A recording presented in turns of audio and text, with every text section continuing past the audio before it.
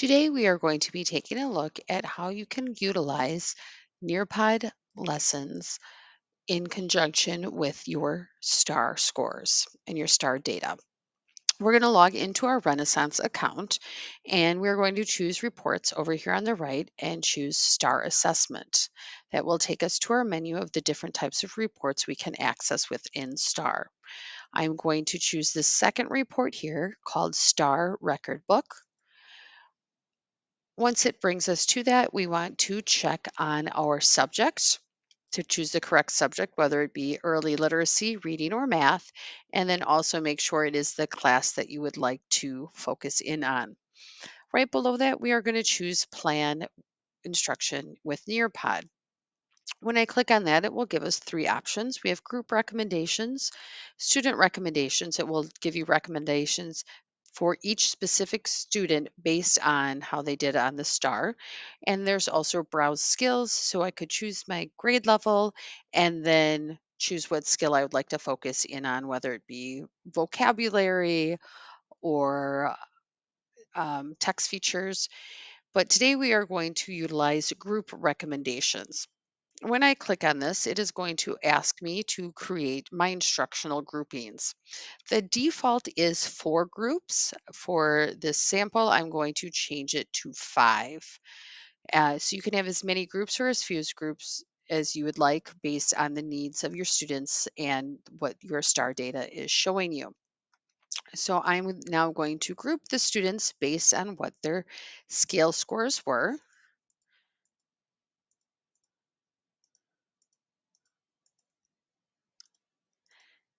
And then once we are grouped, I am going to click View Skills.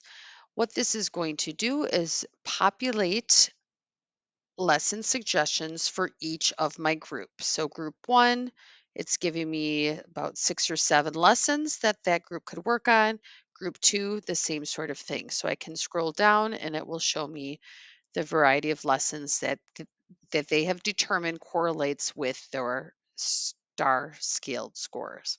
So for group 1, it's saying that this group needs to address the standard of identifying the topic of an informational text as a whole and identify the subtopics of the paragraph.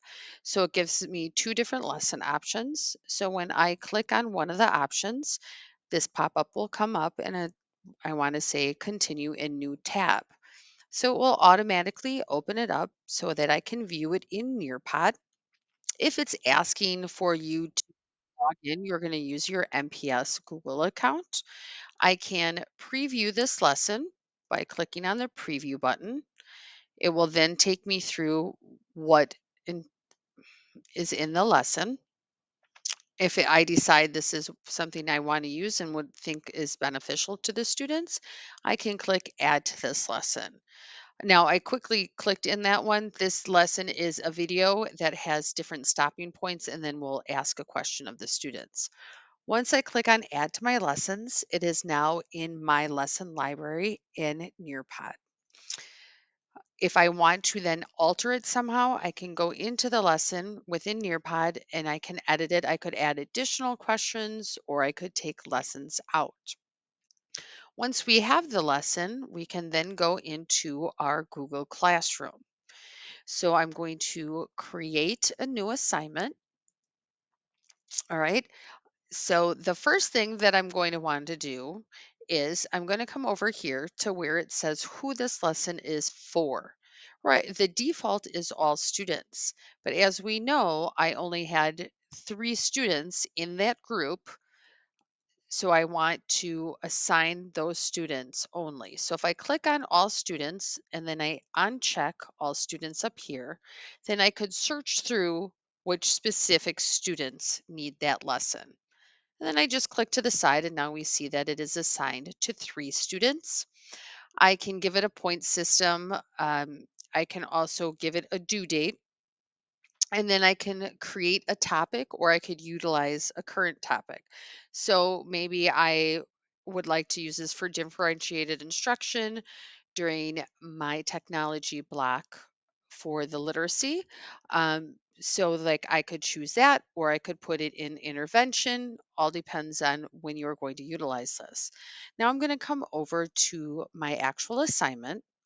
And you see, we have these add on features within Google Classroom. When I choose Nearpod, it is going to take me to Nearpod as this pop out lesson, and I will be able to see any lessons that I have saved.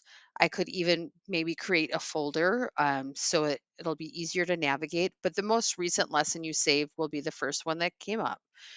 So when I hover over this lesson of how to teach main idea, I'm going to choose student pace.